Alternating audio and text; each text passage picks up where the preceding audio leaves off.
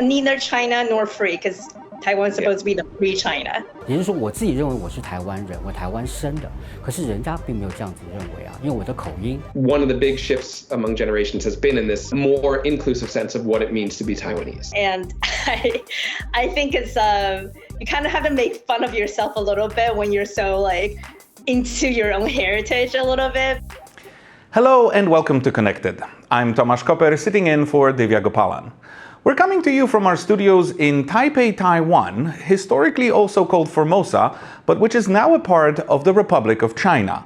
And when I watch the Olympics, I root for local athletes competing for Chinese Taipei. Are you confused yet?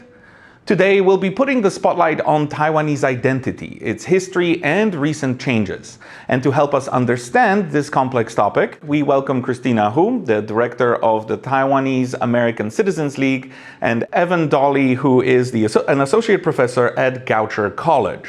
Welcome, both of you, to the show. Christina, since this show is about identity, this episode is about identity, let me start with a pretty vague but also basic question. How do you view your own identity?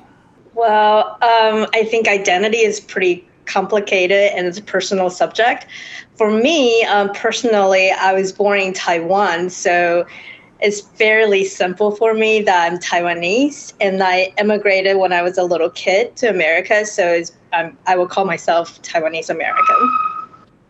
And Evan, you chose to focus in your research on Taiwanese identity. What made you pick that topic? What made you focus on that specifically? I guess I got interested in that subject partly because when I was a student in Taiwan in the mid-1990s, I was out walking around the city with some of my cohort, one of whom was a little bit of an older generation American professor, and he was talking to an elderly gentleman in the street. And I didn't understand the thing they were saying to each other until he came back and he explained to me that they had actually been speaking Japanese to each other. And so I got really interested then as to why this, probably 67-year-old local gentleman was speaking Japanese to an American instead of Chinese. And so that sort of started me thinking about, well, what is going on with how people view themselves in Taiwan. Let's take a look at some people in Taiwan who identify as Chinese. TaiwanPlus reporter Ed Moon has this story. 我们要说清楚，绝对要追求中华民国就是中国。 This is Yok Moon Ming. He's run for office in Taiwan and once led a major political party. Here he is on Chinese state television earlier this month. 台湾不如大陆民主。为什么？大陆是为人民服务啊，台湾是为选民服务啊。 Yok's interview caused a stir online. It was released just as Taiwan's President Tsai Ing-wen made history by meeting US House Speaker Kevin McCarthy in California. That meeting sparked an angry reaction in Beijing, which views Taiwan as part of its territory and objects to any interactions with Taiwanese government officials. To understand why anyone in Taiwan would collaborate with China, we need to look back. Yok is a mainlander. That means he came over with China's nationalist Kuomintang, or KMT, when it fled to Taiwan at the end of the Chinese Civil War. Today, mainlanders and their descendants make up around 10% of Taiwan's population. Many of the first mainlanders were soldiers from poor families, but others formed the elite. For decades, they dominated the government, a government they saw as ruling the one true China, the Republic of China. That changed in the 80s and 90s when Taiwan became a democracy. The KMT picked its first Taiwan-born leader, Lee Deng-hui, and later he became the first democratically elected president. But many in the KMT disliked Lee. Some, like Yok Moon Ming, said Lee had given up on unifying Taiwan with China. That, and fights over corruption, split the KMT. Yok and others formed their own party, and they called it the New Party. A former member remembers Yok as a role model at the time. 我对他印象，事实上他是一个非常聪明，然后是一个非常有计划，然后说到做到的一个 At first, the new party performed well. It won 13% of the vote in its first national election. But by the mid-2000s, the party's support had mostly evaporated. Fewer and fewer people identified as Chinese. Today, 60% of people in Taiwan identify as Taiwanese, not Chinese. And those who say they are solely Chinese number just 3%.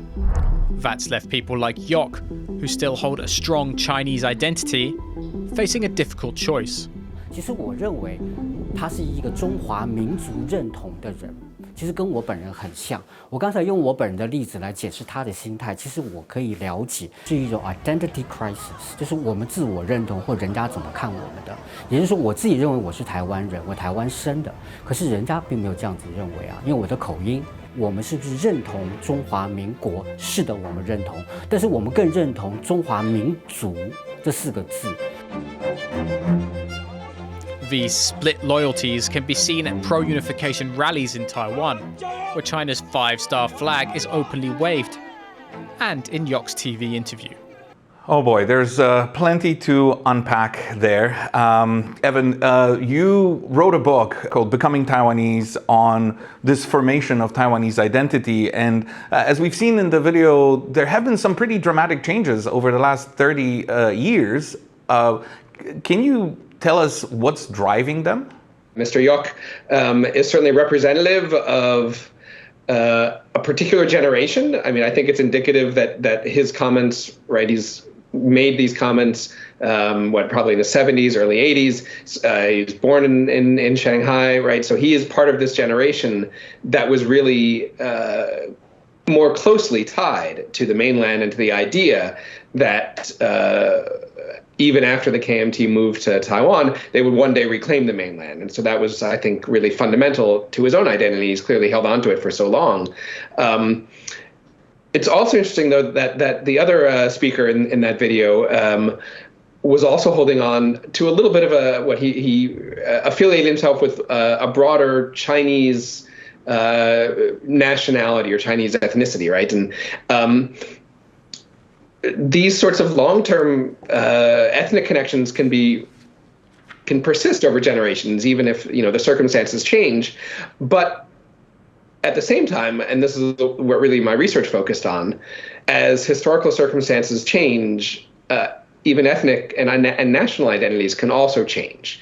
And I looked at that particularly during the period of Japanese colonial rule, when I looked at the formation of a Taiwanese ethnic identity that was then, I think, reinforced with this wave of mainlanders who Mr. Yok was so closely identified with. Have you seen parallel or similar changes in the identity of Taiwanese Americans? It is a pretty big group in the United States, is it not?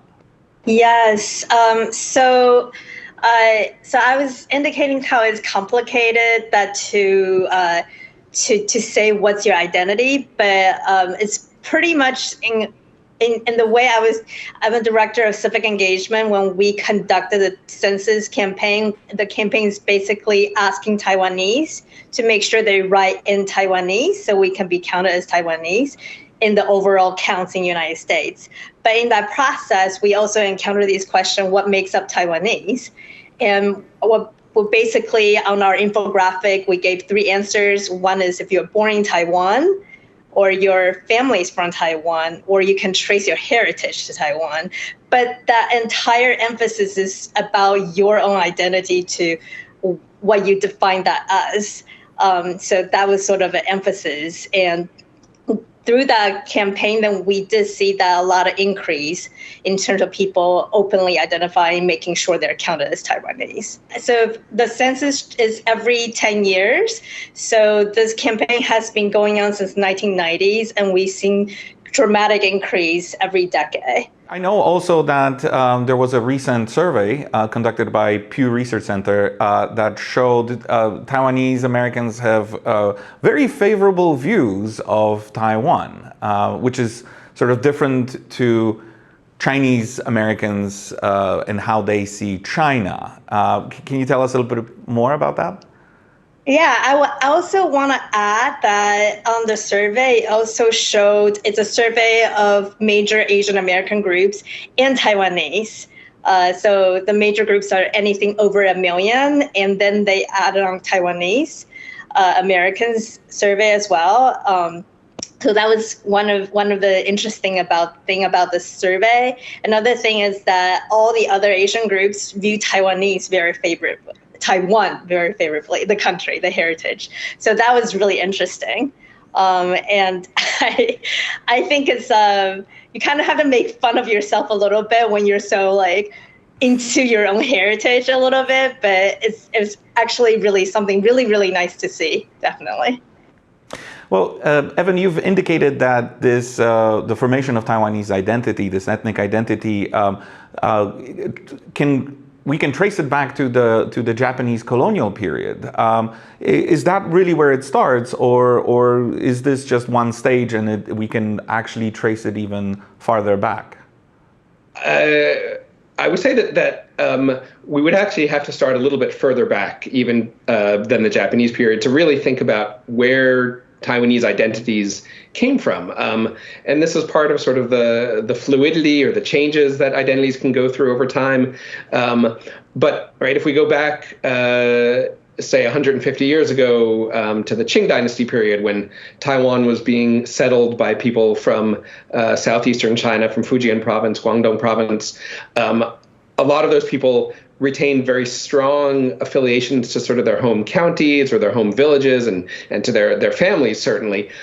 But as they began to settle in Taiwan and began to establish households and families there and economic interests there, they became, I think, sort of localized and began to associate themselves at least with particular locations in Taiwan, if not with Taiwan more broadly. And that, I think, was really the foundation for then that later identity transformation that happened in the first half of the 20th century.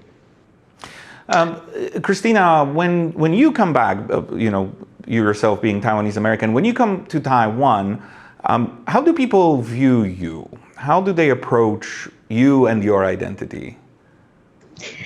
So that's actually such an interesting question. So when I come home, so I left Taiwan, I was in middle of 5th grade. So when I do see my elementary school friends, they do feel that they can see that I'm very Americanized from their perspective. So that's pretty interesting. But I feel right at home when I go back to Taiwan. And I definitely see so much changes, though, since I left Taiwan in 1991. So it's definitely been a lot of changes and a lot of really positive changes. So a lot of people, so when we're looking at the survey from Pew, I definitely credit all the enthusiasm to the progress that Taiwan has been making since the 1990s. I mean, virtually since the end of martial law. Can I? Of course. Go ahead. Things about that survey, and also about Christina's comment that here in the TACL has also been trying to do a Taiwan Get Out the Census campaign for 30 years, and that does coincide nicely with the end of martial law and the data that was shown in that video, and that I'm sure we're all familiar with, right? The Zhengzhou University Election Center that has been tracking those shifts in a greater expression or a more open expression of Taiwanese identity that I think resulted from the end of martial law, when it then became possible to articulate, to openly advocate for those sorts of identities. And that was happening, I guess, on both sides of the Pacific, which is really interesting to me. Yeah, can I add to that, piggyback up on that? And the reason that there are all these organizations that sprung up since 1986 is kind of a pivotal year. It's because before that, if you call yourself Taiwanese, you can be blacklisted, and a lot of people did. And they could never go back to Taiwan. That's the implication. Yeah. I wonder if it's possible to do that sort of a survey, say 35 years ago. People in the U.S., if any of them did identify as Taiwanese, would probably not have had a great opinion of Taiwan, just because that was the Taiwan of martial law era. It was the Taiwan they had left. But of course, times change, and so now they have a much more positive view. Oh, yeah. When I talk to the elders who were part of the democracy movement, the people that founded TACL, Taiwanese American Citizens League, they do tell me they used to joke how Taiwan's neither China nor a democracy back then. So they say, oh, neither China nor free, because Taiwan's supposed to be the free China. Right. Yeah. These recent changes in the famous tracking poll from Zhengzhou University, so they do show those dramatic changes. How much of that can we chalk up to generational divides and, you know, sort of people who used to identify more as Chinese, you know, passing away, to put it bluntly? Evan, what is the contribution of that? The most dramatic shifts in those charts seems to have occurred between roughly 1992 and 1998. That's when it seems like the biggest rise in Taiwanese only identity and decline in Chinese only identity occurred. So I think a lot of it is not generational shift in that regard. I think a lot of it is sort of the emergence of these latent identities when they were finally given free rein. However, the persistence, shall we say, suggests that there's been a certain degree of continuity. But I think we can find generational shift in other ways. In a sense of Taiwanese identity that is in some ways more inclusive than it had been in the 50s, 60s, 70s, more inclusive to include both Banshengren and Waishengren, who can both now identify as Taiwanese. Also more inclusive to include indigenous populations who, in the history that I looked at, were actually excluded from the formation of Taiwanese identity. So I think that one of the big shifts among generations has been in this more inclusive sense of what it means to be Taiwanese. That's my observation anyway. Can I add that? Of course. Go ahead. Yes. I think it's a really interesting development that not only coinciding with people getting direct vote to the presidency since 1992 going forward. I think it's departing from this identity of ethnicity or this race kind of thinking, and that can be problematic, but turning it into an idea about citizenship. And that makes sense that since people got votes, then they form a new identity that's related to the land and the government and the community that they live in, and they get to decide the fate altogether. So one aspect of these differences between generations is language, and it is actually a bit confusing for me. So hopefully after we watch this short bite that's coming up, you can shed some light on this. TaiwanPlus has recently spoken to Dr. Erika Brozovsky about the Taiwanese language and whether it might soon disappear. Take a look. I don't think Taiwanese is going to die in this generation. But in the next two, there's going to be a huge drop off because the people who are in their 50s plus are going to pass, and then like the people who are younger, so like Gen X, millennials, like going down, they're not speaking as much. And well, if people want to keep Taiwanese alive, which I hope they do, they'll have to make a concerted effort to do so, because it's not that common. It's not the language of commerce. It's not the language of power. It's, especially with China, like knocking on the door, being like, hello, ni hao. There's an issue there. So people will have to try to purposefully keep it going. There need to be more classes. There needs to be more of an appreciation for it, because I think a lot of people who are younger don't appreciate. They're like, oh, this old people language, like, I don't. But there's a lot of cultural heritage there that is not in Mandarin. It's different.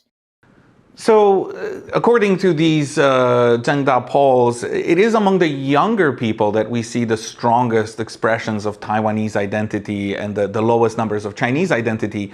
But then again, they don't really speak Taiwanese all that much, and instead speak Mandarin.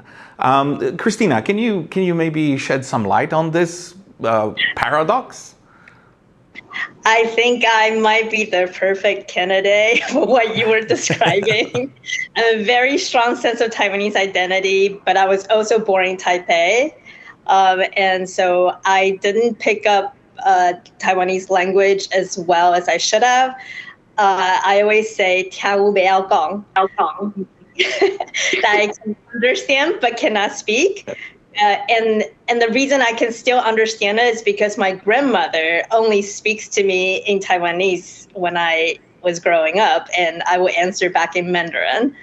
And part of it may be just laziness looking back, but I do regret that I never got fluent in Taiwanese. And it is sort of a badge of honor to be able to speak it fluently. I see with my friends who are my age bracket and even younger knowing Taiwanese, I feel very jealous. There is a resurgence here that people are teaching Taiwanese as well. So we'll see, but I think it's part of it is true that it's just Mandarin seems to be more overall the governmental language and just more access. But yeah, I do personally regret that I never got to be very fluent in Taiwanese. And Evan, Taiwanese and Mandarin are not the only two languages spoken in Taiwan. We also have indigenous languages, we have Hakka, and we also have languages of the new immigrants, Indonesian, Filipino, Polish, why not? So how do they fit into this Taiwanese identity? This is one of the areas where there's definitely been generational shift because 50 years ago, under the Japanese period, speaking Taiwanese, Hokkien, Minanhua, or Hakka, which is of course not the same as Taiwanese, but speaking anything under the Japanese period that wasn't Japanese was a really important marker of identity. As it was after 1945, it was really an important way to show that you were not a Waishengren if you spoke Taiwanese, if you spoke Hakka, if you spoke an indigenous language, or if you spoke Japanese. These were all really important markers of identity. But today, some of those markers have disappeared, or at least they're not as significant as they used to be. And this is why I think younger generations are using more Mandarin Chinese and less fluent in Taiwanese or in other languages. But as Christina says, there have been efforts, especially I think among indigenous communities and among Hakka communities, to hold on to those languages, maybe even more strongly, or to recover those languages even more strongly than with Taiwanese. As for the new immigrants, from my perspective, I'm not exactly sure where things are going to go with that. It seems as though there's still it's still uncertain how much these new immigrant groups are going to be welcomed into the broadly Taiwanese identity community. But if they are, how much linguistic change are they going to have to go through, or will Taiwan be more of a polyglot country going forward? I will say that one of the things that has always impressed me about the Taiwanese people I know is how many languages they are comfortable in using. So I have faith that people in Taiwan are going to be able to continue to speak multiple languages, is what I'm trying to say. And Christina, in our previous conversation, you mentioned Ukraine and possible parallels there. We see in both cases countries that have trouble accepting a separate identity of the smaller nations next to them. Do you think that there is really this kind of strong comparison that we could make? Or are those situations, that of Ukraine and Taiwan, more distant and more different from each other? Yes, thanks for the question. So I actually served for 2 years in Ukraine as a U.S. Peace Corps volunteer during the Orange Revolution. So that's really like the beginning of this whole identity really coming to a head. Then that was the beginning of their re-election there with a challenger in Ukraine. So the language front, definitely there's a definite parallel that so the piece about the part about me born in Taipei and not speaking Taiwanese as much when I was growing up sort of has that same legacy of like choosing which languages for the higher class or like more choice. There's that sense of which language is not as that would give you access. And I think when my parents were growing up, they said that they used to ban Taiwanese speaking too. And the same thing is in Ukraine as well. Back in the Russian Empire, they tried to destroy the Ukrainian language and hence with that the identity. But there's resurgence and but and then there's somewhat rough or other politics parallel when you have a neighbor who you don't believe that you have the right to exist, etc.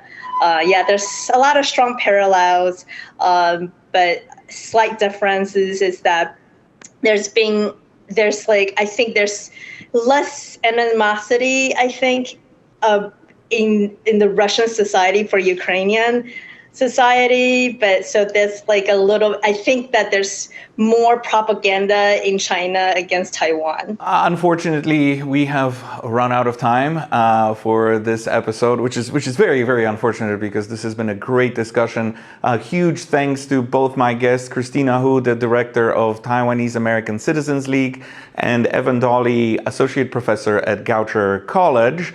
And we hope that this episode will do its small part in making the world realize Taiwan has its own unique identity. To our viewers at home, it's been great to have your company. Thank you and stay connected.